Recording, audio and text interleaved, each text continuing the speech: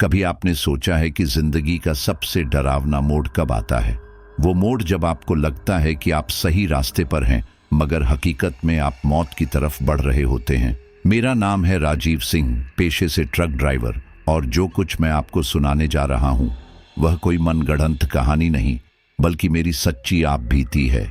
एक ऐसी रात जिसने मेरी जिंदगी हमेशा के लिए बदल दी और शायद आपकी रूह तक हिला दे। इस सफर की शुरुआत तो बहुत साधारण थी, लेकिन एक छोटी सी गलती, एक मासूम सा भरोसा और एक शॉर्टकट मुझे उस अंधेरी दुनिया में ले गया जहां से लौटकर कोई कभी वापस नहीं आया। हाँ, मैं लौटा, लेकिन किस कीमत पर? यह सुनकर आपकी सांसें भी रुक जाएंगी। तो तैयार हो जाइए इस काली रात की उस डरावनी गाथा में डूबने के लिए। और अगर आप सच में हॉरर, सस्पेंस और मिस्ट्री से भरी सच्ची घटनाएं सुनना चाहते हैं तो हमारे चैनल डार्क पॉडकास्ट को अभी सब्सक्राइब कर लीजिए। वीडियो अच्छा लगे तो लाइक और शेयर करना मत भूलिएगा, और नीचे कमेंट में जरूर बताइएगा कि अगर आप मेरी जगह होते तो क्या करते। तो चलिए अब मैं आपको ले चलता हूं उस रात में, उस सफर पर। अपनी आंखों से देखे और दिल से झेले उस खौफनाक किस्से में। तो सुनिए ये कहानी मेरी जुबानी। मेरा नाम राजीव सिंह है, उम्र 34 साल, 12 साल से ट्रक चला रहा हूँ। ट्रक मेरी रोजी रोटी है, लेकिन सच कहूँ तो ये सिर्फ नौकरी नहीं, मेरी पूरी जिंदगी है। मैंने ज्यादातर अपनी रातें सड़कों पर बिताई हैं, अलग अलग शहरों और गांवों के बीच माल ढोते हुए। ट्रक का इंजन जब घर घर आता है तो मुझे ऐसा लगता है मानो मेरी धड़कन उसके साथ चल रही हो। मगर उस रात का सफर मेरी जिंदगी का सबसे भयानक अनुभव बन गया। उस दिन मुझे दिल्ली से झारखंड तक माल पहुंचाना था। सफर लंबा था और इस बार खलासी रामलाल भी मेरे साथ नहीं था। उसकी तबीयत बिगड़ गई थी और मुझे अकेले ही निकलना पड़ा। ट्रक खालीपन में और भारी लगता है जब साथ में कोई न हो। कई बार सफर में खलासी का होना जरूरी होता है, सिर्फ मदद के लिए नहीं बल्कि तन्हाई को काटने के लिए भी। लेकिन उस रात मेरे हिस्से में सिर्फ तन्हाई लिखी थी। शाम ढल रही थी, आसमान लालिमा से काला हो रहा था और हवा में ठंडक घुल रही थी। हाईवे पर गाड़ियों की आवाजाही धीरे धीरे कम होती जा रही थी। जितना आगे बढ़ता उतना ही अंधेरा गहराता जाता। इंजन की घरघराहट, टायरों की रगड़ और मेरी सांसें, बस यही आवाजें थीं जो उस सुनसान सफर का हिस्सा थीं। मेरे अंदर हल्की बेचैनी घर करने लगी थी, मगर मैंने खुद को समझाया, राजीव, ये काम है, डरने की कोई वजह नहीं। कुछ घंटों तक ड्राइव करने के बाद भूख सताने लगी। सड़क किनारे एक ढाबा दिखाई दिया, पीली ट्यूबलाइट की रोशनी में झिलमिलाता हुआ, जैसे अंधेरे में किसी ने उम्मीद का दिया जला रखा हो। मैंने ट्रक पार्क किया और अंदर गया। वहां कुछ ट्रक ड्राइवर बैठे थे, लेकिन सबके चेहरे थके हुए और खामोश। खाना ऑर्डर किया, दाल, रोटी और आलू की सब्जी। खाना गर्म था, लेकिन माहौल अजीब सा ठंडा। न किसी ने किसी से बात की, न किसी ने नजरें मिलाईं, बस चम्मचों की खनक और बर्तनों की आवाजें। खाना खाकर बाहर आया तो रात और गहरी हो चुकी थी। आसमान में चांद बादलों से ढक गया था। ट्रक स्टार्ट किया और आगे बढ़ गया। अब सड़कें वीरान होने लगी। कुछ किलोमीटर बाद मुझे महसूस हुआ कि पेड़ों की कतारें और घनी हो रही हैं। सड़क संकरी होती जा रही थी और दोनों तरफ घना जंगल था। हवा पेड़ों की डालियों से टकराकर अजीब सी सीटी जैसी आवाज कर रही थी। इस आवाज में कुछ ऐसा था जो मेरी नसों में सिहरन भर रहा था। मैंने रेडियो ऑन करने की कोशिश की, लेकिन उसमें सिर्फ खरखराहट आई। उस खरखराहट में भी मुझे लगा मानो कोई फुसफुसा रहा हो, कोई अनजानी भाषा में। मैंने तुरंत रेडियो बंद कर दिया। कुछ देर बाद सड़क के किनारे एक हल्की रोशनी दिखाई दी। मैं सोचने लगा कि शायद कोई चाय की टपरी होगी। जैसे जैसे ट्रक आगे बढ़ा, वैसे वैसे रोशनी साफ होती गई। सच में वो एक छोटी सी टपरी थी। चारों ओर अंधेरा और बीच में वो एक छोटा सा ठिकाना, मानो किसी दूसरी दुनिया का दरवाजा हो। मैंने ट्रक रोका और नीचे उतरा। अंदर गया तो वहां बस एक आदमी बैठा था, टपरी का मालिक। उसकी उम्र लगभग 50 के आसपास होगी। चेहरे पर गहरी झुर्रियां, आंखों में अजीब चमक। उसने मुस्कुराते हुए कहा, आओ उस्ताद, चाय बना देता हूं। मैंने हामी भर दी। चाय बनाते समय उसकी नजरें बार बार मुझ पर टिक जाती और फिर जाने कहां खो जाती। उस माहौल में उसकी खामोशी और नजरें मुझे असहज कर रही थीं। चाय मिली। मैंने घूंट भरा तो चाय गर्म और कड़वी लगी। उसी वक्त उसने अचानक कहा, उस्ताद जी, आप कहाँ जा रहे हो? मैंने झारखंड का नाम लिया। उसने सिर हिलाया और बोला, रास्ता लंबा है लेकिन एक शॉर्टकट है जिससे आप जल्दी पहुंच सकते हो। उसकी बात सुनकर मेरे कान खड़े हो गए। उसने बताया कि हाईवे से 3 किलोमीटर आगे एक छोटा रास्ता निकलता है, वो सीधा आपकी मंजिल तक ले जाएगा, समय बचेगा। उसने कहा। उसके लहजे में ऐसी मजबूरी थी कि जैसे वो चाहता ही है मैं उस रास्ते पर जाऊं। मैंने हिचकिचाते हुए कहा, ट्रक में भारी लोड है, रास्ता खराब हुआ तो? वह तुरंत बोला, नहीं नहीं, रास्ता सही है, बस थोड़ा सुनसान है। उसकी सुनसान वाली बात ने मुझे चुभन दी। एक पल के लिए सोचा कि मना कर दूं, मगर फिर ख्याल आया डिलीवरी समय पर पहुंचाना है और अगर ये सच में छोटा रास्ता है तो फायदा होगा। मैंने चाय खत्म की और उसे पैसे दिए। उसके चेहरे पर अजीब सी मुस्कान थी, मानो उसने जो चाहा वो पा लिया। ट्रक में बैठा और आगे बढ़ा। 3 किलोमीटर बाद सचमुच एक पतली सड़क हाईवे से अलग होती दिखी। मैंने ट्रक मोड़ा। उसी वक्त सड़क किनारे एक पुराना सा बोर्ड नजर आया। उस पर कुछ लिखा था मगर अक्षर इतने धुंधले कि समझ नहीं आ रहे थे। मैं रुका नहीं, बस सरसरी नजर डालकर आगे बढ़ गया। ट्रक उस नए रास्ते पर जैसे ही घुसा, अंधेरा और घना हो गया। हेडलाइट की रोशनी में सड़क के दोनों ओर काले पेड़ किसी डरावनी फौज की तरह खड़े थे। हवा का शोर अब और भी डरावना लग रहा था। भीतर से आवाज आई, राजीव, शायद गलती कर दी।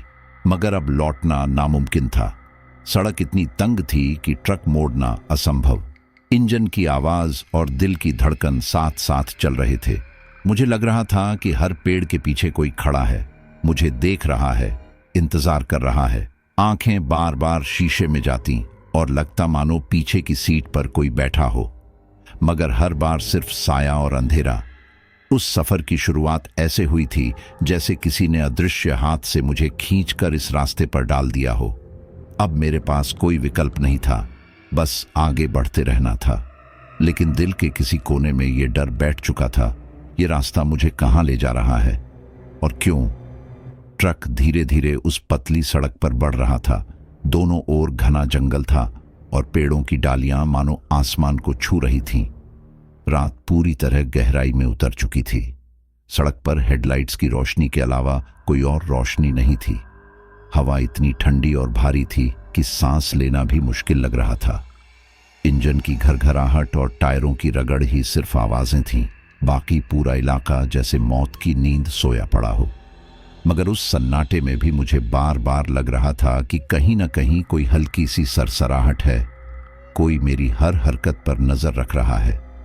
मैंने शीशे में देखा तो सिर्फ अंधेरे और पेड़ों की लंबी परछाइयां थीं, लेकिन दिल मानने को तैयार नहीं था। कभी लगता जैसे ट्रक के पीछे कोई परछाई तेजी से दौड़ रही है, कभी ऐसा महसूस होता कि किसी ने ट्रक के कैबिन की खिड़की पर हल्की दस्तक दी। मैं पसीने से तरबतर हो गया था, जबकि बाहर की हवा इतनी ठंडी थी कि सांस से भाप निकल रही थी। मैंने खुद को समझाने की कोशिश की, राजीव, तेरा वहम है, तू अकेला है, इसलिए दिमाग खेल खेल रहा है। लेकिन दिल की धड़कनें कह रही थी कि यह सिर्फ वहम नहीं, कुछ और है। अचानक हेडलाइट्स की रोशनी में सड़क किनारे एक परछाई दिखाई दी। मैंने ब्रेक दबाया और ट्रक धीरे धीरे रुक गया। सामने एक बूढ़ा आदमी खड़ा था, हाथ उठाकर मुझसे लिफ्ट मांग रहा था। उसकी उम्र करीब 60 से 65 साल रही होगी, लेकिन कद काठी मजबूत थी। सफेद दाढ़ी और थकी हुई आंखें थीं, मगर उनमें एक अजीब सा आत्मविश्वास भी झलक रहा था। वह बोला, बेटा, अगर तुम्हें ऐतराज न हो तो मुझे थोड़ी दूर अपने साथ ले चलो, मेरा गांव आगे ही है। उसकी आवाज में थकान और सच्चाई दोनों थी। मैं एक पल के लिए झिका। इतनी रात को इस सुनसान जंगल में कोई आदमी अकेला कैसे हो सकता है? लेकिन फिर सोचा कि शायद यह यहीं का रहने वाला हो और मुझे भी थोड़ी जानकारी दे सके इस रास्ते के बारे में। मैंने दरवाजा खोला और कहा, आ जाइए बाबा। वह धीरे धीरे ट्रक में चढ़ गया और मेरे पास बैठ गया। कुछ देर खामोशी रही, फिर उसने खुद ही बात शुरू की। बेटा, तुम कहाँ जा रहे हो? मैंने उसे डिलीवरी की मंजिल बताई। वह चुपचाप सुनता रहा, फिर बोला, इस रास्ते पर जाना आसान नहीं है, ये रास्ता ठीक तो है, लेकिन वक्त सही नहीं है। उसकी बात सुनकर मेरी रीढ़ की हड्डी में सिहरन दौड़ गई। मैंने पूछा, वक्त सही नहीं है? क्या मतलब आपका? वह मेरी तरफ देखकर मुस्कुराया, लेकिन उस मुस्कान में अजीब सा बोझ था। बोला, कुछ बातें कहने से ज्यादा डर पैदा होता है। बस इतना याद रखो बेटा, आधे घंटे को कभी कम मत समझना। उसके इस रहस्यमयी वाक्य ने मुझे और उलझा दिया। आधे घंटे को कम मत समझना, इसका क्या मतलब हो सकता है? मैंने सवाल करना चाहा, लेकिन उसने खामोशी से बाहर की तरफ देखना शुरू कर दिया, मानो उसकी आंखें उस अंधेरे जंगल में कोई अदृश्य खतरा देख रही हों। थोड़ी देर बाद उसने फिर कहा, अगर मेरी मानो तो इस रात यहीं मेरे गांव चलो, सुरक्षित रहोगे। सुबह हो तो सफर जारी करना। उसके स्वर में अपनापन था, पर साथ ही एक गहरी चिंता भी। मुझे लगा जैसे वह सच में मुझे किसी बड़ी मुसीबत से बचाना चाहता है, लेकिन मेरे पास मजबूरी थी। माल डिलीवरी का समय तंग था और मैं रात को रुकने का रिस्क नहीं ले सकता था। मैंने धीरे से कहा, बाबा, आपकी बात दिल को छू रही है, लेकिन मैं रुक नहीं सकता। मुझे कल सुबह तक माल पहुंचना ही है। वह कुछ देर खामोश रहा, फिर गहरी सांस लेकर बोला, ठीक है बेटा, जैसा तुम्हें सही लगे, पर मेरी बात याद रखना, आने वाला आधा घंटा तुम्हारे लिए सबसे कठिन होगा। उसकी आंखें चमक रही थीं और मेरी हथेलियां पसीने से गीली हो गईं।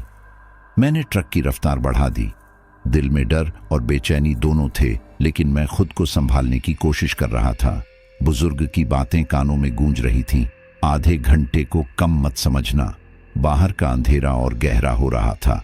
इंजन की घरघराहट अब मुझे किसी अनजानी चेतावनी जैसी लग रही थी। तभी अचानक एक जोरदार धमाका हुआ। ट्रक जोर से हिला और मैं बुरी तरह ब्रेक दबाने पर मजबूर हो गया। दिल की धड़कनें कानों में गूंजने लगीं।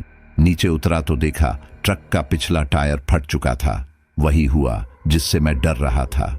जंगल के बीच सुनसान सड़क पर आधी रात में अकेला मैं, और अब मेरा ट्रक बेकार खड़ा था। मुझे उस बूढ़े आदमी की चेतावनी याद आई। उसकी आवाज फिर से कानों में गूंज रही थी, आधे घंटे को कम मत समझना। मैंने चारों तरफ नजर दौड़ाई। चारों ओर अंधेरा, घना जंगल और सन्नाटा, मगर उस सन्नाटे में छुपी हुई कुछ थी, जैसे कोई अनदेखा खतरा धीरे धीरे मेरी तरफ बढ़ रहा हो। मैं टायर बदलने के लिए नीचे झुका हुआ था। टॉर्च की हल्की रोशनी में पसीने से तरबतर होकर पाना घुमा रहा था। अंधेरा इतना गाढ़ा था कि लगता था जैसे काले धुएं का पर्दा चारों तरफ लटक गया हो। तभी अचानक पीछे से किसी औरत की मीठी लेकिन ठंडी आवाज आई, बाबूजी, क्या हुआ? परेशानी में हो क्या? मेरे हाथ ठिठक गए। दिल की धड़कन जैसे किसी ने जोर से पकड़ ली हो। इस सुनसान डरावनी सड़क पर इतनी रात को किसी अजनबी लड़की की आवाज सुनना किसी के भी होश उड़ा सकता था। धीरे धीरे मैंने गर्दन घुमाई तो देखा हेडलाइट की पीली रोशनी में एक लड़की खड़ी थी। उसकी उम्र 22-23 साल से ज्यादा नहीं होगी। चेहरा बेहद सुंदर, लेकिन आंखों में कुछ ऐसा था जिसे मैं समझ नहीं पा रहा था, जैसे उनमें कोई अजीब सी चमक छिपी हो जो सामान्य नहीं थी। उसने फिर कहा, आप बहुत परेशान लग रहे हैं, क्या ट्रक खराब हो गया है? मैंने खुद को संभालते हुए जवाब दिया, हाँ, टायर फट गया है, बदल तो लिया, लेकिन अब ट्रक स्टार्ट ही नहीं हो रहा। वह हल्की मुस्कान के साथ बोली, अगर आप चाहें तो मेरे गांव चल सकते हैं, यहीं से थोड़ी ही दूरी पर है। वहां एक मैकेनिक है, सुबह होते ही वो आपका ट्रक ठीक कर देगा। उसकी आवाज में नरमी थी, पर जाने क्यों मुझे उसमें छुपा हुआ कोई रहस्य महसूस हो रहा था। मैंने मन ही मन सोचा, क्या मुझे इस लड़की पर भरोसा करना चाहिए? दिमाग ने साफ मना किया, लेकिन हालात मजबूर कर रहे थे। अकेले अंधेरे जंगल में खड़े रहना खतरनाक था। ट्रक स्टार्ट नहीं हो रहा था और रात गहराती जा रही थी। अंत में मैंने कहा, ठीक है, लेकिन तुम्हारा गांव कितनी दूर है? उसने सहजता से कहा, बस 5-10 मिनट का रास्ता है बाबूजी, मेरे साथ चलो, कोई दिक्कत नहीं होगी। हम दोनों पैदल जंगल के बीच बने उस पुराने रास्ते पर चलने लगे। रास्ता कच्चा था, सूखी पत्तियां पैरों के नीचे चरमराती तो आवाज पूरे जंगल में गूंज जाती। हवा में नमी और सड़ांध की गंध घुली हुई थी। मैंने घड़ी देखी, 10 मिनट से ज्यादा हो गए थे, लेकिन गांव कहीं दिखाई नहीं दे रहा था। मैंने रुक कर कहा, तुमने कहा था गांव पास है, लेकिन अभी तक क्यों नहीं पहुंचे? लड़की हल्की सी मुस्कुराई और बोली, बाबूजी डरिए मत, बस थोड़ी ही दूरी पर है, आप चलिए। उसकी मुस्कान में मासूमियत थी या छल, मैं पहचान नहीं पा रहा था।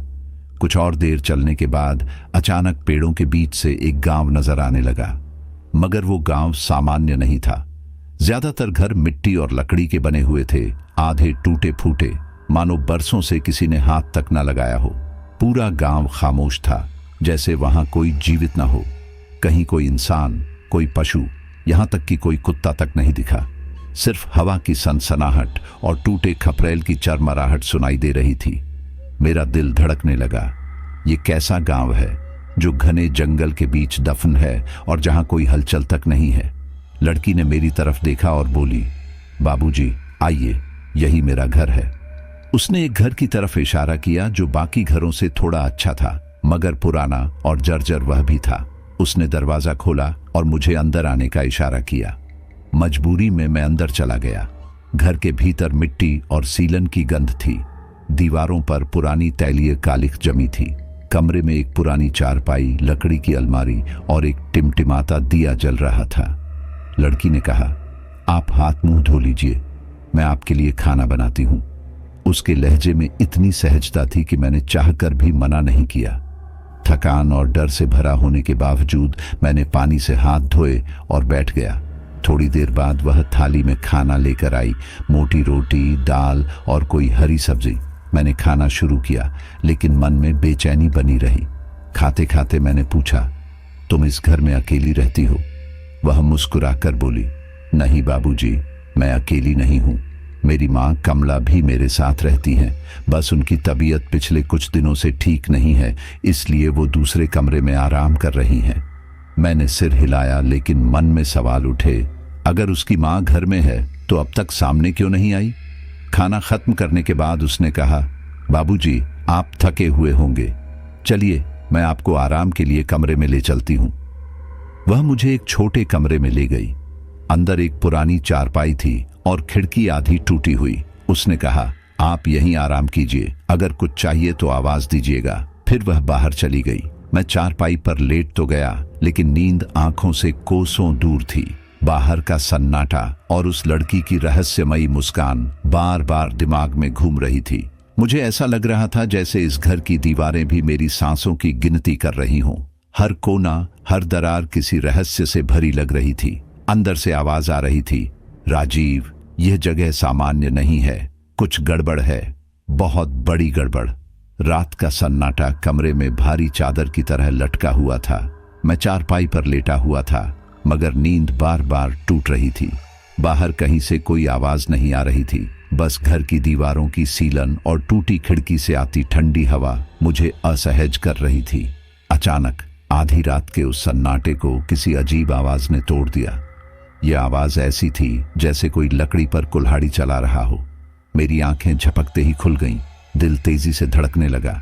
मैंने खुद से कहा, इतनी रात को कौन लकड़ी काट सकता है? क्या यहां सचमुच कोई और है? मैं बिस्तर से उठा और धीरे धीरे कदम रखते हुए कमरे का दरवाजा खोला। आवाज पास वाले कमरे से आ रही थी, वही कमरा जहां लड़की ने कहा था कि उसकी मां कमला बीमार होकर आराम कर रही है। अब मेरी बेचैनी और बढ़ गई। मां बीमार है तो इतनी रात को कमरे से लकड़ी काटने जैसी आवाज क्यों आ रही है? धीरे धीरे मैं उस कमरे के दरवाजे तक पहुंचा। दरवाजा बंद था, लेकिन उसमें एक पतली दरार थी। मैंने कांपते हाथों से अपनी आंख उस दरार से लगाई और अंदर झांकते ही मेरा पूरा शरीर सिहर उठा। मेरी सांसें जैसे रुक गई। अंदर जो दृश्य था उसने मेरी रूह को हिला दिया।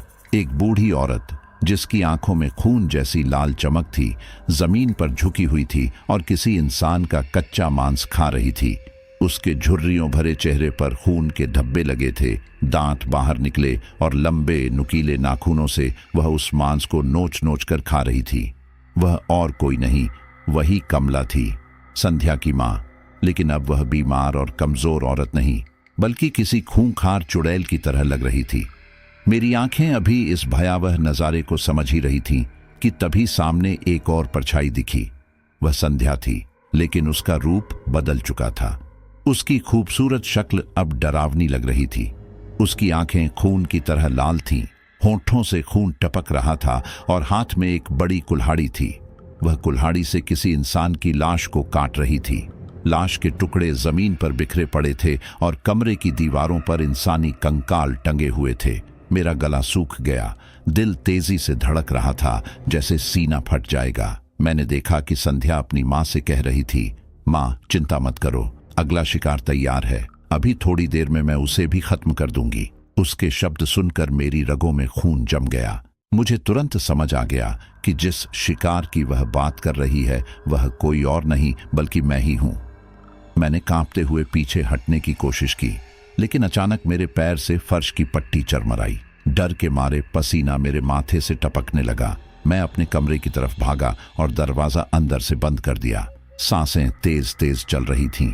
अब मुझे सिर्फ एक ही बात समझ आ रही थी, मुझे यहां से भागना होगा, वरना मैं इन दोनों चुड़ैलों का अगला शिकार बन जाऊंगा। मैंने दरवाजा खोलने की कोशिश की, लेकिन दरवाजा बाहर से बंद हो चुका था। मैंने पूरा जोर लगाया, फिर भी वह हिला तक नहीं। अब मेरी आंखें कमरे में इधर उधर भागने लगीं। अचानक नजर टूटी हुई खिड़की पर पड़ी। वही मेरा एकमात्र रास्ता था। मैंने पूरी ताकत लगाकर खिड़की को धक्का दिया, लेकिन वह अटकी हुई थी। डर और जान बचाने की जद्दोजहद ने मुझे और ताकत दी। मैंने जोर से लात मारी और खिड़की टूटकर खुल गई।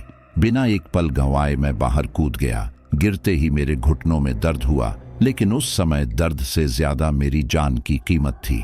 मैं उठकर दौड़ने लगा। पीछे से चीखने और खून से सनी हंसी की आवाजें गूंज रही थीं। संध्या और उसकी मां को पता चल चुका था कि मैं भाग निकला हूं। मैं गांव की गलियों से दौड़ा, लेकिन जैसे जैसे आगे बढ़ा मैंने देखा कि यह गांव अब वैसा नहीं रहा। जो कुछ देर पहले बस जर्जर और सुनसान दिख रहा था, अब वह पूरी तरह खंडहर में बदल चुका था। दीवारें गिर चुकी थीं, छतें टूटी पड़ी थीं और चारों ओर अजीब सी बदबू फैली हुई थी, जैसे किसी श्मशान में खड़े हों। पेड़ों पर इंसानी खोपड़ियां टंगी हुई थीं और जमीन पर जली हुई लकड़ियों के बीच इंसानी हड्डियां बिखरी थीं। मेरा दिमाग सुन्न हो गया। मुझे यकीन हो गया कि यह कोई सामान्य गांव नहीं था, बल्कि मौत का अड्डा था, जहां हर आने वाला बाहर नहीं निकल पाता। मैं दौड़ते दौड़ते सोच रहा था, हे भगवान, ये कहां फंस गया मैं। हर कदम के साथ डर बढ़ता जा रहा था। मुझे लग रहा था कि पीछे से कोई मेरे बिल्कुल करीब आ चुका है, लेकिन मेरे सामने अब सिर्फ एक ही मकसद था, किसी भी तरह इस खंडहर जैसे गांव से बाहर निकलना। और उस वक्त मुझे यह भी समझ आ चुका था कि जिस मुस्कुराती हुई लड़की ने मुझे भरोसा दिलाकर यहां तक पहुंचाया, वह इंसान नहीं बल्कि एक खूंखार चुड़ैल थी। मैं गांव के खंडहरों को पीछे छोड़कर पागलों की तरह भाग रहा था। चारों ओर सन्नाटा और सड़ांध, टूटे मकान, टेढ़े मेढ़े पेड़, सब मेरे लिए एक दुस्वप्न की तरह बन चुके थे। पीछे से आती उन दोनों औरतों, नहीं चुड़ैलों की चीखें मेरे कानों को चीर रही थीं। वह चीख कोई सामान्य आवाज नहीं थी, बल्कि ऐसी थी जिसमें भूख, गुस्सा और पागलपन का मिश्रण था। मेरी सांसें फूल रही थीं, सीना फटने को हो रहा था, लेकिन मुझे रुकना नहीं था। मुझे पता था कि अगर मैं एक पल भी थमा तो मेरी हड्डियां भी दीवार पर टंगी उन खोपड़ियों की तरह किसी कोने में सजा दी जाएंगी। जंगल का रास्ता और घना होता जा रहा था। शाखाएं मेरे कपड़ों को नोच रही थीं और पत्तियों की सरसराहट के बीच मुझे लगता था जैसे हर पेड़ के पीछे कोई छिपा खड़ा है। अचानक मेरे सामने हवा का एक तेज झोंका उठा और मुझे ऐसा लगा मानो किसी ने मेरी गर्दन को हल्के से छुआ हो। मैं हड़बड़ा कर पीछे पलटा, लेकिन वहां कोई नहीं था। फिर भी मेरी रीढ़ की हड्डी में ठंडक दौड़ गई। तभी मेरे ऊपर से एक भयानक चीख गूंजी। मैंने सिर उठाकर देखा, आसमान से सफेद कपड़ों में लिपटी एक आकृति मेरी तरफ गिर रही थी। वह संध्या थी, लेकिन अब उसका असली रूप सामने था। उसके बाल खुले और बिखरे हुए, आंखें अंगारे की तरह लाल और दांत नुकीले भाले जैसे। वह हवा में तैर रही थी, मानो गुरुत्वाकर्षण उसका कुछ बिगाड़ ही नहीं सकता। उसके पैर जमीन को छू भी नहीं रहे थे। मैं चीख भी नहीं पाया कि अगले ही पल वह मेरे सामने आकर खड़ी हो गई। उसने विकराल हंसी हंसी, भागोगे कहां राजीव, यहां से कोई जिंदा नहीं जाता। उसके शब्दों ने मेरी हड्डियां जमा दी। मैं मुड़ा और भागने की कोशिश की, लेकिन वह पलक झपकते ही मेरे सामने आकर खड़ी हो गई। इससे पहले कि मैं कुछ समझ पाता, वह मुझ पर झपट पड़ी। उसकी ताकत इतनी भयानक थी कि मैं धड़ाम से जमीन पर गिर पड़ा। उसके लंबे तेज नाखून मेरे कंधों में ढस गए। मुझे ऐसा लगा जैसे किसी ने गरम लोहे की कीलें मेरी नसों में ठोक दी हों। खून मेरे कपड़ों से रिसने लगा और दर्द से मेरी चीख निकल गई। वह मेरे ऊपर झुकी और उसकी ठंडी सांसें मेरे चेहरे से टकराईं। उसकी जीभ मेरी गर्दन के पास फिसली और वह खून चाटने लगी। मैंने पूरी ताकत से उसे धकेलने की कोशिश की, लेकिन वह किसी पत्थर की तरह अडिग थी। उसकी आंखों में भूख और पागलपन की लपटें थीं। मैं महसूस कर रहा था कि उसकी पकड़ धीरे धीरे मेरी गर्दन पर कस रही है। अगर कुछ ही सेकंड और बीत जाते तो शायद मेरी कहानी वहीं खत्म हो जाती। मैंने आंखें बंद कर लीं, लेकिन तभी अचानक एक तेज रोशनी मेरी पलकों के आर पार चमकी। मैंने आंखें खोली तो देखा सामने माधव नाथ खड़े थे, वही बुजुर्ग फौजी जिसे मैंने कुछ देर पहले ट्रक पर लिफ्ट दी थी। लेकिन अब उनकी शक्ल अलग थी। उनके हाथ में एक लंबी छड़ी थी जिस पर अजीब सी आकृतियां खुदी हुई थीं। वह छड़ी किसी मंत्र सिद्ध चीज जैसी लग रही थी। जैसे ही संध्या ने उस छड़ी की चमक देखी, वह झटके से पीछे हट गई और कान फाड़ देने वाली चीख मारी। माधवनाथ ने गरज कर कहा, दूर हट जा दुष्टा, यह इंसान तेरे लिए नहीं बना। उनके स्वर में ऐसी ताकत थी कि मेरा कांपता दिल भी कुछ देर के लिए स्थिर हो गया। उन्होंने छड़ी को घुमाते हुए मंत्रोच्चार किया। छड़ी से हल्की नीली रोशनी निकलने लगी। संध्या उस रोशनी से बचने के लिए पीछे पीछे हटती गई। मैं किसी तरह उठ खड़ा हुआ, लेकिन शरीर दर्द से कराह रहा था। खून कंधे से बह रहा था और कपड़े भीग चुके थे। फिर भी अब मेरे पास उम्मीद की एक किरण थी। माधवनाथ, उन्होंने मुझे इशारा किया, भागो, ट्रक तक पहुंचो। मैं लड़खड़ाते हुए उनके पीछे दौड़ने लगा। संध्या पागल हो चुकी थी। वह कभी हवा में उड़कर हम पर झपटती, कभी अजीब सी हंसी हंसती। उसकी आवाज पूरे जंगल में गूंज रही थी, लेकिन हर बार जब वह नजदीक आती, माधव अपनी छड़ी आगे कर देते और मंत्र पढ़ते। छड़ी से निकलने वाली रोशनी उसे पीछे धकेल देती, मगर हर बार उसकी चीख और भी भयानक हो जाती। जंगल का हर रास्ता एक जैसा लग रहा था। मुझे समझ नहीं आ रहा था कि हम कहाँ भाग रहे हैं, लेकिन माधवनाथ को रास्ता साफ दिख रहा था। उनके कदम तेज और मजबूत थे। मैं उनके पीछे पीछे भागता रहा। पीछे मुड़कर देखा तो संध्या अब और डरावनी हो चुकी थी। उसके हाथ पांव लंबे और टेढ़े हो गए थे। चेहरा भयानक रूप से विकृत था और उसकी आवाज मानो किसी जानवर की दहाड़ जैसी लग रही थी। आखिरकार दूर से मेरा ट्रक दिखाई दिया, वही ट्रक जो कुछ देर पहले किसी पत्थर की तरह खामोश खड़ा था। मैंने राहत की सांस ली, लेकिन अगले ही पल डर फिर से छा गया। क्या ट्रक अब स्टार्ट होगा भी या नहीं? हम दोनों दौड़कर ट्रक तक पहुंचे। मैं ड्राइवर सीट पर बैठ गया, कांपते हाथों से चाबी घुमाई। इंजन ने पहले 2 बार अटक अटक कर आवाज की और मेरा दिल डूब गया, लेकिन तीसरी बार में अचानक ट्रक गरज उठा। मुझे लगा जैसे किसी चमत्कार से यह हुआ है। शायद माधवनाथ की उपस्थिति का असर था। माधवनाथ तुरंत बगल की सीट पर बैठ गए और बोले, तेजी से बढ़ाओ इसे, जल्दी। मैंने एक्सीलरेटर पर जोर डाला और ट्रक आगे बढ़ा, लेकिन संध्या इतनी आसानी से हार मानने वाली नहीं थी। वह हवा में उड़ती हुई ट्रक के पास आ गई। उसके नाखून शीशे पर घिसे और खिड़की के शीशे पर गहरी दरारें पड़ गईं। मैं घबराकर हॉर्न बजाता रहा। इंजन की घरघराहट और हॉर्न की आवाज जंगल में गूंज रही थी।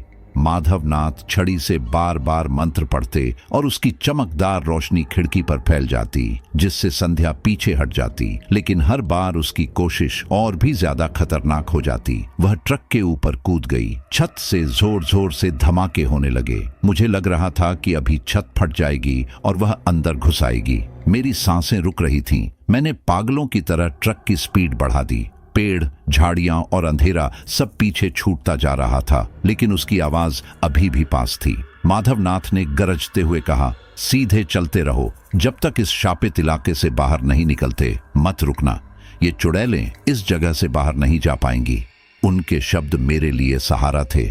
मैंने दांत भींच लिए और ट्रक को पूरी ताकत से दौड़ाया। ट्रक झटकों से हिल रहा था, लेकिन इंजन लगातार गरज रहा था। बाहर काली रात थी और पीछे मौत।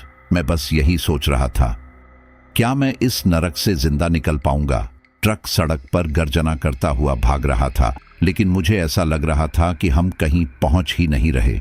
हर बार जब मैं शीशे से देखता, वही पेड़, वही घनी डालियां और वही अंधेरा सामने आ जाता। ऐसा लग रहा था जैसे यह जंगल हमें गोल गोल घुमा रहा है, मानो हम किसी अंतहीन चक्रव्यूह में फंस गए हों। मैंने एक्सीलरेटर पर पूरा दबाव डाल दिया, लेकिन रफ्तार बढ़ने के बावजूद रास्ता वही का वही दिखता रहा।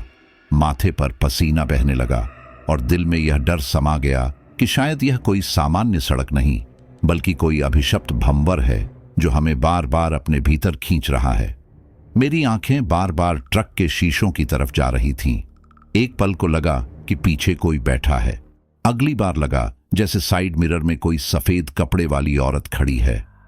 जब ध्यान से देखा तो वहां कुछ नहीं था।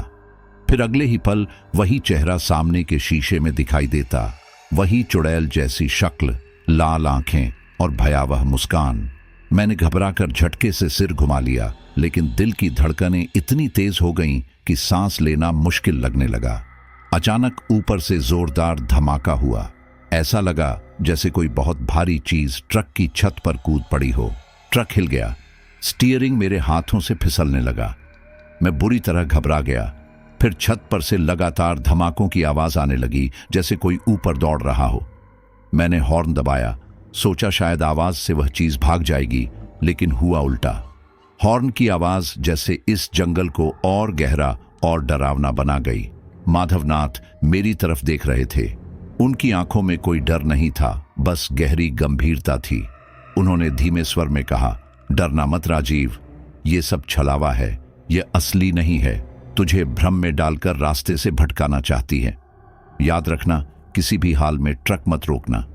उनकी आवाज में एक अजीब ताकत थी, लेकिन मेरा शरीर लगातार कांप रहा था।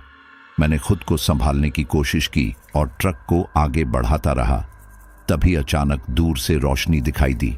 ऐसा लगा जैसे सामने कोई गाड़ी खड़ी है। जैसे जैसे ट्रक करीब पहुंचा, मुझे साफ दिखा यह एक टूटी हुई पुरानी बस थी। उसके शीशे टूटे हुए थे, शरीर जंग खा चुका था, लेकिन हैरानी की बात यह थी कि उसकी हेडलाइट्स जल रही थीं। आधी रात में जंगल के बीच ये नज़ारा किसी बुरे सपने से कम नहीं था। मैंने ब्रेक लगाने का सोचा, लेकिन माधवनाथ ने कड़क आवाज में कहा, रुकना मत, ये असली नहीं है। मैंने डरते हुए ट्रक को बस के पास से निकालने की कोशिश की, लेकिन जैसे ही हम पास पहुंचे, मेरी आंखें फटी रह गईं। उस बस की टूटी खिड़कियों से एक साथ दर्जनों काले काले हाथ बाहर निकलने लगे। वे हाथ हिलते हुए सीधे मेरी तरफ बढ़े, जैसे मुझे खींचकर अंदर ले जाना चाहते हों। मैंने घबराकर स्टीयरिंग घुमा दिया। ट्रक बुरी तरह झटका खाकर सड़क से किनारे की तरफ लुढ़कने लगा। टायरों की चीखती हुई आवाज, ब्रेक की घर्षण और मेरा दिल सब एक साथ गूंजने लगे। मैं किसी तरह ट्रक को संभाल पाया और उसे पलटने से बचाया, लेकिन उस वक्त मेरी हालत ऐसी थी जैसे जान किसी धागे से लटक रही हो। पीछे देखा तो बस गायब हो चुकी थी। न लाइट, न हाथ, न खंडहर, सब कुछ ऐसे गायब हो गया मानो कभी था ही नहीं। मैंने आंखें मलकर दोबारा देखा, लेकिन सामने बस सड़क ही सड़क थी, कोई निशान तक नहीं। मेरे पूरे शरीर में झुरझुरी दौड़ गई। मुझे अब यह साफ समझ आने लगा था कि यह रास्ता सामान्य नहीं है। ये कोई ऐसी जगह थी जहां वास्तविकता और छलावा एक दूसरे में घुल चुके थे। सच और झूठ का फर्क मिट चुका था। यहां हर कदम पर मौत छुपी बैठी थी। मैंने स्टीयरिंग कसकर पकड़ा और खुद से कहा, राजीव, अब एक ही रास्ता है, आगे बढ़ते रहना, चाहे जो भी हो। मगर मन के किसी कोने में यह डर लगातार गूंज रहा था, अगर ये रास्ता कभी खत्म ही ना हुआ तो, अगर मैं जिंदगी भर इसी अंधेरे चक्र में फंसा रह गया तो। ट्रक अब कुछ दूर तक बिना किसी रुकावट के चल रहा था। जंगल का अंधेरा अभी भी उतना ही गाढ़ा था, लेकिन मुझे थोड़ी राहत महसूस हो रही थी, शायद इसलिए कि अब मैं अकेला नहीं था। मेरे साथ माधवनाथ थे, जिनकी उपस्थिति किसी ढाल की तरह मुझे सहारा दे रही थी। फिर भी मन के भीतर वह डर लगातार गूंज रहा था कि यह सब आखिर हो क्या रहा है। मैं समझ नहीं पा रहा था कि यह जगह सामान्य क्यों नहीं लगती। कुछ देर की खामोशी के बाद मैंने हिम्मत जुटाकर कहा, बाबा, यह सब आखिर है क्या? यह रास्ता, यह चुड़ैलें, यह गांव, मुझे तो कुछ भी समझ नहीं आ रहा। मेरी आवाज कांप रही थी, जैसे मैं सवाल नहीं बल्कि अपने डर का इजहार कर रहा हूं। माधवनाथ गहरी सांस लेकर बोले, सुन बेटा, तू सच जानना चाहता है तो सुन। ये जंगल और यह रास्ता कोई साधारण जगह नहीं है। कई साल पहले यहां एक कुल्ट बसता था, चुड़ैलों का कुल्ट। यह पूरा इलाका उन्हीं का था। ये लोग राहगीरों को रोकते, उन्हें अपने जाल में फंसाते और फिर उनकी बलि चढ़ाते। इंसानी खून इनके लिए पूजा की तरह था। यह गांव जिसे तूने देखा, असल में कभी इंसानों का गांव था ही नहीं। ये हमेशा से उन्हीं चुड़ैलों का अड्डा था। मेरी रीढ़ की हड्डी में सिहरन दौड़ गई। मैं सोच भी नहीं सकता था कि जिस गांव में मैं कुछ देर पहले बैठा था, वह कभी इंसानी बस्ती नहीं बल्कि मौत का अड्डा था। माधवनाथ आगे बोले, बहुत साल पहले कुछ बहादुर गांव वालों ने मिलकर उन चुड़ैलों को रोकने की कोशिश की थी। उन्होंने आग लगाई, पत्थर चलाए, तलवारें उठाईं, लेकिन नतीजा ये हुआ कि पूरा गांव मिट्टी में मिल गया। एक एक इंसान मार दिया गया। उनकी चीखें आज भी इस जंगल में गूंजती हैं। तभी से यह जगह शापित हो गई। चुड़ैलें मरी नहीं बल्कि और भी ताकतवर होकर यहीं बस गईं, और तब से लेकर आज तक यह रास्ता किसी के लिए सुरक्षित नहीं रहा। जो भी यहां आता है उसका अता पता कभी नहीं मिलता। मैंने घबरा कर पूछा, लेकिन वो चाय वाला गुरुदास, उसने ही तो मुझे इस रास्ते पर भेजा था। मेरी आवाज में गुस्सा और डर दोनों थे। माधवनाथ हल्की मुस्कान के साथ बोले, हाँ, वही गुरुदास, लेकिन जो तूने देखा वह असल गुरुदास नहीं था। गुरुदास तो बहुत पहले मर चुका है। अब जो दिखता है वह उसकी आत्मा का छलावा है। चुड़ैलों ने उसे बांध रखा है ताकि वह हर आने जाने वाले को धोखे से इस रास्ते पर ले आए। उसकी टपरी, उसकी चाय, सब एक जाल है और तू उसमें फंस गया। मेरा गला सूख गया। याद आया जब गुरुदास ने मुस्कुराते हुए कहा था कि यह शॉर्टकट है। उस समय उसकी मुस्कान मुझे अजीब लगी थी। अब समझ आया कि वह मुस्कान मेरी बर्बादी का इशारा थी। माधवनाथ की आवाज और भारी हो गई। तू सोच रहा होगा कि मैं कौन हूं और क्यों तेरे साथ हूं। सच जानना आसान नहीं, लेकिन तू जान ले, मैं भी कई साल पहले इसी रास्ते का शिकार हुआ था। मैं सेना से रिटायर होकर अपने गांव लौट रहा था। रात का समय था और उसी गुरुदास ने मुझे भी बहकाकर यहां भेज दिया। मैं भी इन चुड़ैलों के हाथ चढ़ा। मेरी जान चली गई, लेकिन मेरी आत्मा को शांति नहीं मिली। शायद इसलिए कि मैं सैनिक था और मैंने कसम खाई थी कि मैं अपने देशवासियों को बचाऊंगा। मौत के बाद भी वह वचन मुझे चैन से नहीं बैठने देता। तभी से मैं यहाँ भटक रहा हूँ ताकि जितना हो सके इस जाल में फंसने वाले लोगों को बचा सकूं। उनकी बात सुनते ही मैं जैसे पत्थर का हो गया। मेरी आंखें उनकी तरफ टिक गईं। मतलब ये कि इतने देर से जिस इंसान को मैं अपना सहारा समझ रहा था, वह इंसान नहीं बल्कि आत्मा थे। मैं अवाक रह गया। एक ठंडी लहर मेरे शरीर से गुजर गई। माधवनाथ ने मेरी तरफ देखा और धीमी आवाज में कहा, डर मत, मैं तेरा दुश्मन नहीं हूं। मेरा काम है तुझे यहां से जिंदा निकालना। मेरी आत्मा को तभी शांति मिलेगी जब मैं तुझ जैसे किसी ड्राइवर को बचाकर बाहर ले जाऊंगा।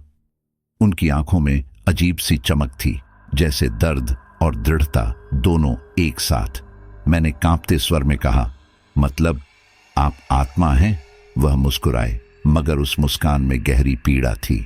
हाँ बेटा, आत्मा हूं, लेकिन जिंदा इंसान से ज्यादा सच्चा। मेरे पूरे शरीर में झुरझुरी दौड़ गई। मैं अब तक सोच रहा था कि मेरा सबसे बड़ा डर उन चुड़ैलों से है, लेकिन अब सच सामने था कि मेरे साथ बैठा यह बुजुर्ग खुद इंसान नहीं। फिर भी उसके शब्दों में इतना भरोसा था कि मैं चाहकर भी डर से ज्यादा उसके साथ की राहत महसूस कर रहा था। उस वक्त मुझे यह भी समझ आ गया कि यह लड़ाई सिर्फ मेरी नहीं थी। यह जंगल, यह रास्ता, यह श्राप, सब सदियों से इंसानी खून पी रहे थे, और मैं उनमें से एक था जो शायद इस नरक से बाहर निकल पाए। ट्रक अब लगातार हाईवे की ओर भाग रहा था। मुझे लग रहा था कि बस कुछ ही देर में हम इस अभिशप्त जंगल से बाहर निकल जाएंगे। सामने कहीं दूर हल्की रोशनी दिखाई दे रही थी, और मुझे पहली बार यह उम्मीद जगी कि शायद अब मेरी जान बच जाएगी। दिल धड़क रहा था, सांसें तेज थीं, लेकिन भीतर कहीं यह राहत थी कि अब यह मौत का पीछा खत्म होगा। मैंने एक्सीलरेटर पर जोर से दबाव डाला, लेकिन तभी अचानक सब कुछ बदल गया। सामने जो रोशनी दिख रही थी वह एकदम गायब हो गई। सड़क जो सीधी जाती हुई लग रही थी अचानक टेढ़ी मेढ़ी और धुंधली हो गई। ट्रक जैसे किसी अनजानी दिशा में खिंच गया। मुझे लगा जैसे किसी ने अदृश्य हाथों से हमें हाईवे से खींचकर फिर उसी जंगल के बीच फेंक दिया हो। मैंने घबराकर ब्रेक मारा। टायर चीखते हुए रुके और ट्रक जोरदार झटके से थम गया। मेरी सांसें गले में अटक गईं। सामने जो नजारा था उसने मेरी रूह जमा दी।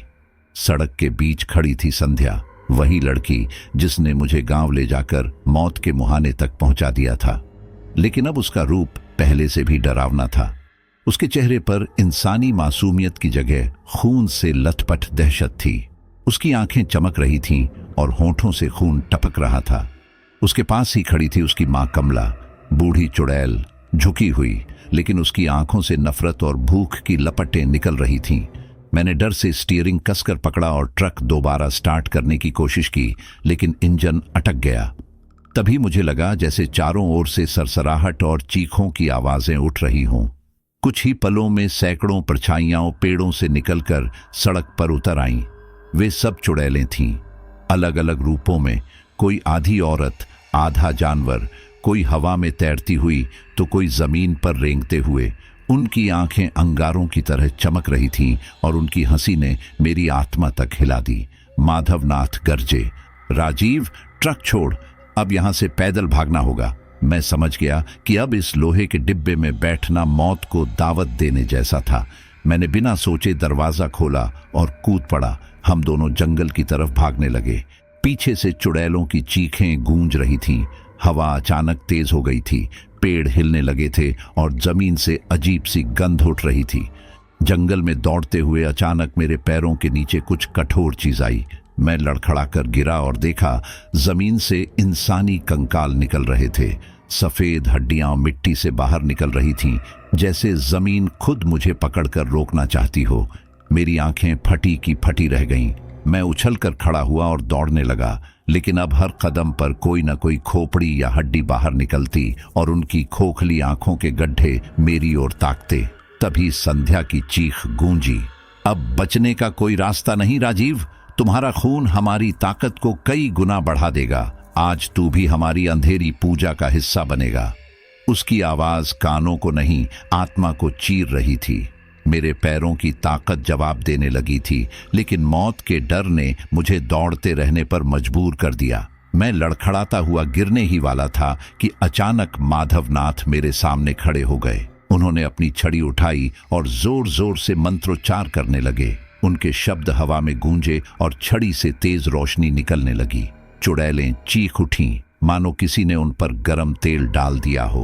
उनके चेहरे विकृत हो गए और वे पीछे हटने लगी। आसमान अचानक काला हो गया। बादल गरजे, पेड़ जोर जोर से हिलने लगे और पूरे जंगल में तूफान उठ खड़ा हुआ। पत्तियां आंधी की तरह उड़ने लगीं और मिट्टी के बवंडर उठे। मैं कांपते हुए देख रहा था कि यह सब किसी सामान्य शक्ति का काम नहीं था। यह युद्ध था, इंसान और अंधकार का। माधवनाथ लगातार मंत्र पढ़ रहे थे। उनकी छड़ी नीली और सफेद रोशनी से चमक रही थी, लेकिन उनकी सांसें भारी हो रही थीं। उनका चेहरा पीला पड़ गया था। उन्होंने मुझे देखा और धीमे स्वर में कहा, राजीव, यह छड़ी अब आखिरी बार काम करेगी। इसकी ताकत खत्म हो रही है। उसके बाद मैं तुझे और बचा नहीं पाऊंगा। उनके शब्द सुनते ही मेरा दिल बैठ गया। मुझे लगा जैसे अब सब खत्म होने वाला है। उनकी आंखों में मुझे साफ दिख रहा था कि वे शायद खुद को बलिदान करने का सोच चुके हैं। उनका चेहरा दृढ़ था, लेकिन उसमें दर्द भी छुपा था। मैं कांपती आवाज में बोला, नहीं बाबा, आप मुझे छोड़कर मत जाइए, हम साथ निकलेंगे। लेकिन उन्होंने मेरी ओर देखकर बस इतना कहा, कभी कभी किसी एक की जान देकर कईयों की जान बचाई जाती है। अगर तू जिंदा निकला तो यह श्राप एक दिन टूटेगा। उनकी बातों ने मेरी आत्मा को झकझोर दिया। सामने चुड़ैलें फिर से झुंड बनाकर हम पर झपट रही थीं। हवा में उनकी चीखें गूंज रही थीं, पेड़ों की डालियां टूट रही थीं और पूरा जंगल कांप रहा था। मैं समझ चुका था कि यह रात मुझे सिर्फ भागने की नहीं बल्कि सच्चाई का सामना करने की चुनौती दे रही है, और उस सच्चाई में माधवनाथ का बलिदान भी शामिल हो सकता था। जंगल के अंधकार और चीखों के बीच अचानक मेरी नजर सामने पड़ी। घने पेड़ों के बीच धुंध को चीरते हुए एक पुरानी इमारत दिखाई दी। टूटी फूटी झुकी हुई दीवारें, पर उसके चारों ओर एक अजीब सी आभा फैली हुई थी। यह कोई साधारण इमारत नहीं थी, यह एक शिव मंदिर था। उसकी टूटी हुई शिखर पर काई जमी थी, लेकिन उस पर पड़ती चांदनी उसे किसी दिव्य दीपक की तरह चमका रही थी। मैं ठिठक गया। इतने अभिशप्त और अंधेरे जंगल में यह मंदिर मानो किसी दूसरे लोक का हिस्सा था। माधवनाथ ने मेरी बांह पकड़ी और जोर से खींचा। उनकी थकी हुई आवाज गूंजी, यही है जगह राजीव, यही वह स्थान है जहां इस श्राप को तोड़ा जा सकता है। उनकी आंखों में जो चमक थी वह पहली बार मुझे उम्मीद का एहसास करा रही थी। मैं उनके पीछे पीछे मंदिर की ओर भागा। जैसे ही हम मंदिर की सीमा में पहुंचे, पीछे से दौड़ती चुड़ैलें अचानक चीख उठीं। उनकी आवाज इतनी तीखी थी कि मेरे कान फटने लगे। वे मंदिर की देहरी तक आते ही पीछे हटने लगी। उनके चेहरों पर नफरत और असहनीय पीड़ा थी, मानो इस पवित्र स्थान की आभा उन्हें जलाने लगी हो। मैंने पहली बार राहत की सांस ली, लेकिन यह राहत पल भर की थी। माधवनाथ मेरी ओर झुककर बोले, राजीव, यही वह जगह है जहां यह नर्क समाप्त हो सकता है। इस मंदिर की शक्ति अब भी जीवित है, लेकिन कमजोर हो चुकी है। इसे जगाना होगा। उनकी उंगली मंदिर के गर्भगृह की ओर उठी। मैंने भीतर झांका तो वहां एक बड़ी पुरानी तांबे की घंटी टंगी हुई थी। उस पर जाले लगे थे, धूल जमा थी और ऐसा लगता था जैसे वर्षों से कोई हाथ उस तक पहुंचा ही नहीं। अगर ये घंटी बज गई, माधवनाथ ने भारी स्वर में कहा, तो श्राप टूट जाएगा, इन दुष्टाओं की शक्ति खत्म हो जाएगी। उनकी आवाज गूंज रही थी, पर उनकी सांसें भारी हो रही थीं। मैंने कांपते हुए कहा, और अगर यह घंटी न बजी, उन्होंने मेरी आंखों में देखते हुए कहा, तो समझ लेना यह जंगल तेरी कब्रगाह है। उनकी बात सुनकर मेरे पैरों तले जमीन खिसक गई। तभी मंदिर के बाहर धमाका हुआ। चुड़ैलें अब सीमा पर ठहरने की बजाय पागलपन में मंदिर की दीवारों पर टूट पड़ी। उनकी चीखें हवा को फाड़ रही थीं। कुछ अपनी लंबी उंगलियों से पत्थरों को नोच रही थीं, कुछ अपनी नाखूनों से दीवारें खुरच रही थीं। उनके हमले से मंदिर की पुरानी दीवारें हिलने लगीं, दरारें उभर आईं। मुझे लगा कि अगर यह चलता रहा तो मंदिर की रक्षा टूट जाएगी। अंदर एक पवित्र अग्नि धीमी लौ में जल रही थी, लेकिन वह लौ भी अब मंद पड़ने लगी थी, जैसे चुड़ैलों का प्रकोप उसे बुझा रहा हो। मैंने उस लौ को देखा तो दिल में एक भयावह विचार आया, अगर यह आग बुझ गई तो शायद मंदिर की सारी शक्ति खत्म हो जाएगी। माधवनाथ ने अपनी छड़ी उठाई और पूरे जोर से मंत्र पढ़ने लगे। उनकी आवाज मंदिर की दीवारों से टकराकर गूंजने लगी। छड़ी से नीली रोशनी निकली और मंदिर की देहरी पर फैल गई। चुड़ैलें चीखते हुए पीछे हटने लगीं, लेकिन उनका झुंड बढ़ता ही जा रहा था। वे फिर लौटकर हमला करतीं और हर बार दीवारें और कमजोर हो जातीं। मैंने देखा कि माधवनाथ की हालत खराब होती जा रही थी। उनका शरीर कांप रहा था, माथे पर पसीना बह रहा था और उनकी आंखों के नीचे गहरी थकान उतर आई थी। उन्होंने मेरी ओर देखा और टूटते स्वर में कहा, राजीव, अब देर मत कर, घंटी बजाओ। मेरे सीने में एक साथ हजारों बिजली कड़की। मैं घबराकर पीछे हट गया। घंटी बहुत ऊंचाई पर थी, सीढ़ियां टूटी हुई थीं और ऊपर चढ़ना आसान नहीं था। मैंने हिम्मत जुटाई और दौड़ पड़ा, लेकिन जैसे ही सीढ़ियों पर कदम रखा, जमीन जोर से हिली। ऐसा लगा जैसे पूरा मंदिर हिल गया हो। पीछे मुड़कर देखा तो चुड़ैलें अब दीवार तोड़कर आधी अंदर घुस चुकी थीं। उनके चेहरे पागलपन से विकृत थे और उनकी आंखें मेरी ओर गड़ी थीं। मैं लड़खड़ाते हुए ऊपर चढ़ने लगा। हर कदम भारी था, जैसे कोई अदृश्य हाथ मुझे पीछे खींच रहा हो। ऊपर जाते जाते मेरी सांसें टूटने लगीं, लेकिन दिल में यह दृढ़ निश्चय था कि अगर मैंने यह घंटी नहीं बजाई तो सब खत्म हो जाएगा। नीचे माधवनाथ अब भी मंत्र पढ़ रहे थे। उनकी आवाज टूट रही थी, लेकिन छड़ी की रोशनी अब भी चमक रही थी। अचानक मैंने देखा कि उनका शरीर थरथराने लगा है। उनके चेहरे पर गहरी पीड़ा थी, फिर भी वे अपनी पूरी ताकत झोंके हुए थे। मुझे साफ लग रहा था कि वे खुद को बलिदान करने वाले हैं। मैं कांपते पैरों से घंटी तक पहुंचा। वह धूल और जालों से ढकी थी। मैंने हाथ बढ़ाया और उसे जोर से खींचने की कोशिश की, लेकिन वह हिली तक नहीं। मेरे हाथ कांप रहे थे, माथे से पसीना टपक रहा था। पीछे से चुड़ैलों की चीखें और तेज हो गई थी। राजीव! माधवनाथ की आवाज गूंजी। पूरा जोर लगा, ये तेरे जीवन का आखिरी मौका है। मैंने दांत भींच ली और दोनों हाथों से रस्सी को पकड़ा, अपनी पूरी ताकत से झटका दिया। और तभी घंटी ने एक हल्की सी टनकार की। वह आवाज पूरे मंदिर में गूंज गई। मैंने हिम्मत जुटाकर रस्सी को फिर खींचा। इस बार घंटी जोर से बज उठी।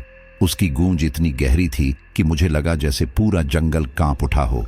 घंटी की गूंज जैसे ही पूरे जंगल में फैल गई, पूरा वातावरण बदल गया। वह ध्वनि इतनी प्रबल थी कि मुझे लगा जैसे मेरे कान के पर्दे फट जाएंगे, मगर उसी ध्वनि के भीतर एक ऐसी शक्ति थी जो मुझे भीतर से हिम्मत दे रही थी। अगले ही क्षण जमीन कांपने लगी, पेड़ जोर जोर से हिलने लगे, उनकी डालियां टूटकर गिरने लगीं। आसमान अचानक चमक उठा और एक के बाद एक बिजली कड़कने लगी। ऐसा लग रहा था जैसे स्वयं भगवान ने इस अभिशप्त जगह पर प्रहार करना शुरू कर दिया हो। चुड़ैलों का झुंड पागल होकर चीखने लगा। उनकी आवाजें अब पहले जैसी ताकतवर नहीं थीं, बल्कि दर्द और असहायता से भरी हुई थीं। मैंने अपनी आंखों से देखा कि उनकी काली आकृतियां कांप रही थीं। उनके लंबे नाखून और दांत पिघल रहे थे। धीरे धीरे उनके पूरे शरीर से धुआं उठने लगा और वे राख में बदलने लगी। हवा में उनकी सड़ी हुई गंध भर गई, मगर मेरे लिए वह गंध भी किसी अमृत की तरह थी, क्योंकि इसका मतलब था कि उनकी शक्ति अब खत्म हो रही थी। सामने संध्या खड़ी थी। उसकी आंखों में अब भी आग थी, लेकिन उसका रूप बिखरने लगा था। उसका खूबसूरत चेहरा, जो कभी मुझे धोखा देकर गांव तक ले आया था, अब राख में बदल रहा था। वह चीखते हुए बोली, तूने ये क्या कर दिया राजीव? यह श्राप यूं खत्म नहीं होगा, हम लौटेंगे। लेकिन उसकी आवाज धीरे धीरे धुंधली पड़ने लगी और वह चिंगारियों में बदलकर हवा में गायब हो गई। कमला, उसकी मां, भी छटपटाते हुए जमीन पर गिरी। उसके हाथ पांव तड़प रहे थे, लेकिन पवित्र घंटी की गूंज ने उसकी आत्मा को जला दिया। उसका शरीर राख में तब्दील हो गया और आखिरी बार उसकी आंखें मेरी ओर गड़ीं। उनमें नफरत थी, मानो कह रही हों कि यह कहानी यहीं खत्म नहीं होगी। मैंने चारों ओर देखा। जहां पहले डर और अंधेरा था, वहां अब रोशनी थी। हवा में एक नई ताजगी थी, जैसे किसी ने सदियों पुराना बोझ उठा लिया हो। पेड़ों पर बैठी कौवों जैसी काली आकृतियां गायब हो चुकी थीं। सन्नाटा टूटा और अब मुझे पत्तों की सरसराहट, हवा की सनसनाहट और पक्षियों की हल्की आवाजें सुनाई देने लगीं। यह वही जंगल था, मगर अब उसमें जान लौट आई थी। मेरा ध्यान माधवनाथ की ओर गया। वे थके हुए जमीन पर बैठे थे। उनकी छड़ी टूटकर उनके हाथ से गिर चुकी थी, लेकिन उनके चेहरे पर पहली बार संतोष की मुस्कान थी। मैंने घबराकर उनके पास जाकर कहा, बाबा, आप ठीक हैं? उन्होंने मेरी ओर देखा। उनकी आंखों में शांति थी। धीरे धीरे बोले, राजीव, अब मुझे शांति मिलेगी। मेरा काम पूरा हुआ। उनकी आवाज इतनी हल्की थी कि जैसे किसी और लोक से आ रही हो। मैंने देखा उनका शरीर धुंधला होने लगा है। उनके हाथ पांव धीरे धीरे पारदर्शी हो रहे थे। मैंने घबरा कर कहा, नहीं बाबा, मुझे छोड़कर मत जाइए। आप ही ने मुझे यहां तक पहुंचाया, आप ही ने मुझे बचाया। उन्होंने हल्की मुस्कान के साथ मेरी पीठ थपथपाई। डर मत बेटा, तू अब सुरक्षित है। मेरी आत्मा का बोझ उतर गया, अब मुझे शांति चाहिए। उनकी आवाज धीमी पड़ने लगी। मैं आंसुओं से भर गया, मगर कुछ कर नहीं सकता था। अगले ही पल उनका पूरा शरीर धुंध में बदल गया और वह हवा में विलीन हो गए। मैं अकेला रह गया। मंदिर अब शांत था। चुड़ैलों का कोई निशान नहीं था। घंटी स्थिर होकर अपनी जगह पर चुपचाप लटक गई थी। मैंने गहरी सांस ली और बाहर की ओर कदम बढ़ाए। रास्ता अब वैसा नहीं लग रहा था जैसा पहले था। वही जंगल, लेकिन अब उसमें कोई भय नहीं था। मैं धीरे धीरे अपने ट्रक की ओर बढ़ा। ट्रक अब मुझे टूटा फूटा नहीं, बल्कि सामान्य हालत में खड़ा दिखा। मैंने चाबी घुमाई और इंजन तुरंत गरज उठा। इस बार उसकी आवाज मेरे कानों को डरावनी नहीं, बल्कि किसी दोस्त की तरह सुकून देने वाली लगी। मैं ट्रक चलाकर मुख्य सड़क की ओर निकला। कुछ देर में मुझे साफ पक्की सड़क दिखाई दी। पहली बार लगा कि अब यह सफर मुझे अपनी मंजिल तक पहुंचा देगा, लेकिन भीतर कहीं एक गहरी थकान और डर अब भी था। मैंने मन ही मन कसम खाई, अब कभी भी शॉर्टकट का लालच नहीं करूंगा। चाहे रास्ता लंबा हो, कठिन हो, लेकिन कभी भी उस रास्ते पर नहीं जाऊंगा जो अजनबी और अनजान हो। यह कसम मैंने सिर्फ अपनी जान बचाने के लिए नहीं, बल्कि उन अनगिनत आत्माओं के लिए भी खाई जो इस जंगल में अपनी जिंदगी गंवा चुकी थी। ट्रक अब हाईवे पर दौड़ रहा था। सुबह होने लगी थी। सूरज की पहली किरणें बादलों को चीरकर धरती पर गिर रही थीं। मैंने राहत की सांस ली। लगा जैसे एक नया जीवन मुझे मिला है। लेकिन तभी मेरी नजर सड़क किनारे गई। कुछ ही दूरी पर वही चाय की टपरी खड़ी थी। वही पुरानी टपरी, वही रोशनी, वही बेंच, और वहां वही गुरदास खड़ा था। उसका चेहरा बिल्कुल वैसा ही था जैसा पहली रात मैंने देखा था। उसके होंठों पर वही अजीब सी मुस्कान थी। मेरी सांस थम गई, हाथ स्टीयरिंग पर जम गए। गुरदास सीधे मेरी ओर देख रहा था। उसकी आंखों में गहराई थी, मानो कह रही हूं, तू सोच रहा है सब खत्म हो गया। नहीं, ये खेल अभी बाकी है। मेरे रोंगटे खड़े हो गए। मैं समझ गया कि श्राप पूरी तरह खत्म नहीं हुआ। ये बस एक पड़ाव था, एक ठहराव। असली डर अभी भी इस धरती पर मौजूद था। तो ये थी मेरी कहानी, मेरी जिंदगी की वो सच्ची घटना जिसने हमेशा के लिए मुझे बदल दिया। उस रात मैंने सीखा कि हर शॉर्टकट हमें मंजिल तक नहीं पहुंचाता। कुछ शॉर्टकट सीधे मौत की तरफ ले जाते हैं। आज भी जब मैं रात को ट्रक चलाता हूं तो आईने में कई बार लगता है कोई परछाई मेरा पीछा कर रही है। और जब जब सड़क किनारे कोई अकेली टपरी दिखती है तो मेरे रोंगटे खड़े हो जाते हैं। दोस्तों, अगर ये कहानी आपको रोमांचित कर गई, डर से आपकी सांसें थम गईं, तो इसे लाइक जरूर कीजिए। आपके एक एक लाइक और शेयर से हमें ऐसी और सच्ची डरावनी कहानियां आप तक पहुंचाने की हिम्मत मिलती है। और हाँ, अगर आप भी कभी ऐसी ही किसी अजीब रहस्यमयी घटना का हिस्सा बने हैं तो हमें कमेंट में ज़रूर बताइएगा। आपकी कहानी शायद अगली बार इसी चैनल डार्क पॉडकास्ट पर सुनाई जाए। और अगर आप पहली बार यहाँ आए हैं तो चैनल को सब्सक्राइब कर लीजिए और बेल आइकन दबाना मत भूलिएगा, ताकि अगली बार जब अंधेरे में कोई और सच्ची डरावनी दास्तान गूंजे तो सबसे पहले वही आवाज़ आपके कानों तक पहुंचे।